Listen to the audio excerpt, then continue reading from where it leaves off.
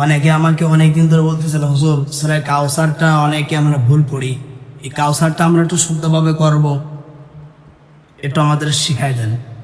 জুম্মার দিন আসলে সুযোগ হয় না, তারপরে ইনশাল্লাহ চেষ্টা করতেছি। আমরা অনেকেই বলি ইন্না আতাইনা কাল কাউসার, এভাবে হয় না ভাই।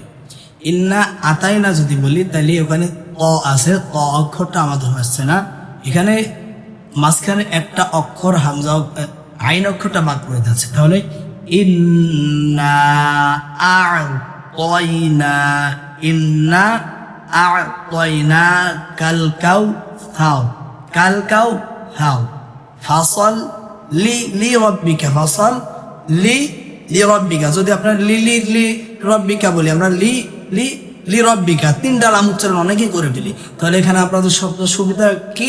ফাসাল্লি লি রব্বিকা ওয়ানহার, ঠিক আছে?